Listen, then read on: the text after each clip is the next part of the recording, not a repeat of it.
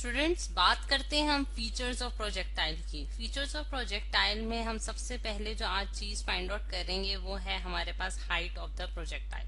यहाँ मैं लिख भी देती हूँ कि आज हम सबसे जो पहले फाइंड आउट करना चाह रहे हैं वो हमारे पास क्या है कि हाइट ऑफ प्रोजेक्टाइल, यानी कि प्रोजेक्टाइल की जो हाइट वो अटेन करता है कोई भी प्रोजेक्टाइल। जिसमें आपने देखा था कि अगर हमने एग्जांपल्स पढ़ी थी पिछले लेक्चर्स में कि हमारे पास प्रोजेक्टाइल्स किस तरह के हो सकते हैं कि आप कोई बॉल को किक कर रहे हैं तभी वो प्रोजेक्टाइल मोशन परफॉर्म करेगा। इसी तरह मिसाइल की जो लॉन्चिंग है वो भी हमारे पास प्रोजेक्टाइल मोशन की एग्जांपल्स में आ जाता है। इसी तरह एक और एग्जांपल देख लेते हैं जिसमें आप देख सकते हैं कि एक जो मतलब कि एक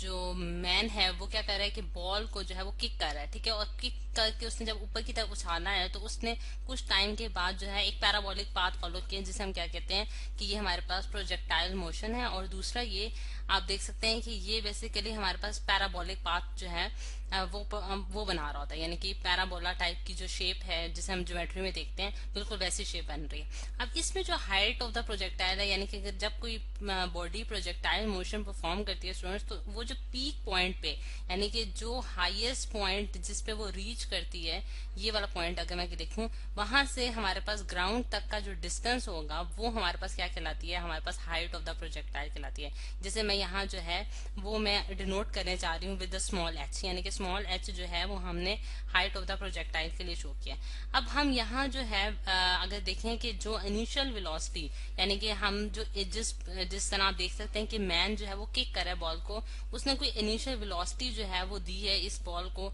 जिसे हम वी आई से डिनोट करते हैं। और वी आई जो है वो किसी खास एंगल पे लग रहा है हॉरिजॉन्टल से, जिसे हम एंगल थीटा कहते हैं। और अगर मैं इस वी आई को यानी कि इस इनिशियल वेलोसिटी जिसे हम कहते हैं उसको रिजोल्व करूं दो कंपोनेंट्स में, यानी कि इसी को वेक्टर को मैं एक्सटेंड करती हूँ और इसकी रेजोल्यूशन करती हूँ हॉरिजॉन्टल और वर्टिकल कंपोनेंट्स में, तो हम ये देखते हैं कि हमारे पास दो कंपोनेंट्स आ जाते हैं। जो हॉरिजॉन्टल कंपोनेंट स्टूडेंट्स वो हमारे पास V I cos of theta है, और इसी तरह हमारे पास जो वर्टिकल कंपोनेंट है वो V I sine of theta है, ठीक है। ये हमारे पास दो जो है इसके कंपोनेंट्स आ गए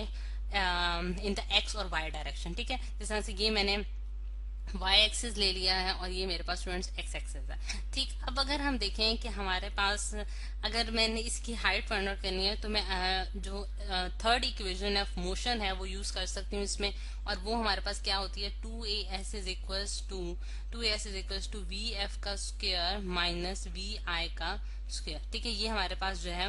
हमारे पास थर्ड इक्वेशन ऑफ मोशन है। अब अगर हम देखें स्टूडेंट्स कि हमारे पास यहाँ जो है हमारे पास ए जो है यानी कि एक्सेलरेशन जो प्रोड्यूस हुई है इस बॉल में वो हमारे पास किसके बराबर है, माइनस जी के बराबर है। अब माइनस जी के बराबर इस वजह से स्टूडेंट्स के हम देखते हैं कि हमारे पास जो एक्सेलरेशन की वैल्यू है, यानी कि जब हम बॉल को ऊपर की तरफ यानी कि ऊपर की डायरेक्शन में जो है उसको भेजना चाह रहे हैं, और ऊपर की डायरेक्शन में जब हम किसी बॉडी को भेजते हैं तो उसके पास जो एक्सेलरेशन होती है वो against the acceleration due to gravity होती है, ठीक है। क्योंकि जब बॉडी जो है वो नीचे की तरफ आती है तब हम कहते हैं कि वो एक्सेलरेशन ड्यू टू ग्रेविटी की वजह से नीचे की तरफ गिर रही है, लेकिन जब ऊपर की तरफ जाएगी तो हम ये कहेंगे कि वो against the acceleration of gravity, यानी कि माइनस साइन, और उसकी वैल्यू जो होगी वो जी के बराबर होगी, जो कि हमारे पास 9.8 मीटर्स पर सेकेंड आती है, ठीक। तो इस वजह से एक्सेलरेशन की वैल्यू हमारे पास ये होगी। फिर उसके बाद अगर हम इसकी इनिशियल वेलोसिटी देखें, यानी कि initial velocity in the Y direction, जिसे मैंने वी आई वाई से डिनोट किया है, ये दोबारा से बता देती हूँ मैं आपको, ये हमारे पास initial velocity in the Y direction है, ठीक है। ये वी आई वाई से मैंने इसे डिनोट किया है, ये हमारे पास किसके बराबर आ गई, V I into sine of theta. अब ये चीज मैंने किस तरह से लिखी है, जैसा कि इस फिगर में आपको यहाँ दिखाया जा रहा है कि हमने जब वी आई के को दो कंपोनेंट्स में रिजोल्व किया था तो हमने ये देखा है कि हमने वी आई की यानी कि इनिशियल वेलोसिटी का जो वाई कंपोनेंट है स्टूडेंट्स वो हमारे पास क्या आया, V I sine of theta. तो वही चीज मैंने यहाँ लिख दी है बिल्कुल उसी तरह, ठीक है। फिर इसका जो फाइनल कंपोनेंट है यानी कि वी एफ वाई, यानी कि final component of the velocity in the Y direction, वो स्टूडेंट्स हमारे पास क्या है, जीरो है। अब ये चीज कैसे आई है हमारे पास जीरो के बराबर, तो जैसा कि मैंने आपको यहाँ फिगर में भी दिखाया था कि ये वो हाईएस्ट पॉइंट होगा, हाईएस्ट पॉइंट यानी कि जिसे आप कह सकते हैं कि हमारे पास पीक पॉइंट है जिस पे प्रोजेक्टाइल जो है वो रीच करता है। और जब कोई भी बॉडी, जैसा कि आपने अपनी डेली लाइफ में भी देखा होगा कि कोई भी बॉडी जब जिसे हम ऊपर की तरफ उछालते हैं, वो जब अपनी मैक्सिमम हाइट अटेन करता है तो वहां वो at a state of rest आता है फॉर वेरी माइन्यूट सेकंड्स के लिए, ठीक है, मतलब बहुत ही कम टाइम के लिए वो रेस्ट में आता है और फिर वो दोबारा जो है नीचे की तरफ गिरता है। बिल्कुल इसी तरह प्रोजेक्टाइल मोशन में भी इसी तरह होता है कि हमारे पास जो बॉडी होती है वो एक मैक्सिमम हाइट अटेन करती है और उसके बाद यहाँ वो as a state of rest पर आती है फॉर फ्यू सेकेंड्स और उसके बाद दोबारा से जो है वो ग्राउंड को जाके हिट कर जाती है। ठीक, तो इसी तरह, बिल्कुल इसी तरह स्टूडेंट्स, इस केस में हम भी हमारे पास ये हो रहा है कि जब बॉडी अपने पीक पॉइंट पे रीच करती है तो वहां उसके पास जो वेलोसिटी होती है, जो कि जिसे हम कहते हैं कि फाइनल वेलोसिटी, इसे मैंने VFY इस वजह से कहा है क्योंकि हम इस पॉइंट तक जो है प्रोजेक्टाइल को नोट कर रहे हैं, यानी कि यहाँ से यहाँ तक हम नोट कर रहे हैं, तो ये मैंने उसका फाइनल पॉइंट कहा है। ठीक है, आप इसको ये भी कह सकते हैं कि अपने ईज के लिए जो है वो आप इसको A पॉइंट कह सकते हैं, इसको B पॉइंट कह सकते हैं, और हम A से B तक जो है वो प्रोजेक्टाइल का जो है वो मतलब कि देख रहे हैं, उसकी मतलब कि उसको एनालाइज करने की कोशिश कर रहे हैं, उसकी ट्राजेक्टरी को एनालाइज करने की कोशिश कर रहे हैं from point A two point B। ठीक है, तो इसलिए VFY जो है वो हमारे पास 0 आ गया स्टूडेंट्स। अब ये वाली वैल्यूज हमें सारी मालूम हो चुकी हैं, अब मैं इसको इस इक्वेशन में डालने जा रही हूँ, तो हमारे पास क्या आ जाएगा, 2 इंटू माइनस जी इंटू एस जो है वो हमारे पास h के बराबर हो जाएगा। h जो है वो क्यों हो जाएगा, क्योंकि ये मैक्सिमम डिस्टेंस है जो कि वर्टिकल डिस्टेंस है जो बॉडी ने ट्रेवल किया है और उसको मैंने h से डिनोट कर दिया। और अब मैं इसकी वैल्यूज पुट करूं तो VF जो है वो हमारे पास क्या आता है, VF जो है वो हमारे पास स्टूडेंट्स आ रहा है 0 के बराबर। ठीक है, यानी कि इसको आपने यहाँ ये देखा है आपने कि इसकी फाइनल वेलोसिटी हमारे पास क्या है, 0 है, और इनिशियल वेलोसिटी जो है हमारे पास क्या है, VI का square into sine square theta. ठीक है, ये हमारे पास इसकी इनिशियल वेलोसिटी आएगी, यानी कि ये वैल्यूज मैंने उसकी पुट कर दी है। ठीक,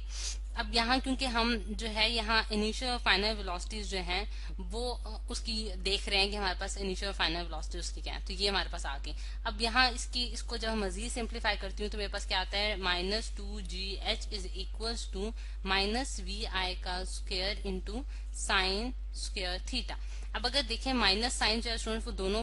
साइड्स पे हमारे पास कैंसिल आउट हो जाएगा, तो मेरे पास यहाँ जो बचती है इक्वेशन वो 2GH is equals to VI का स्क्वायर इंटू साइन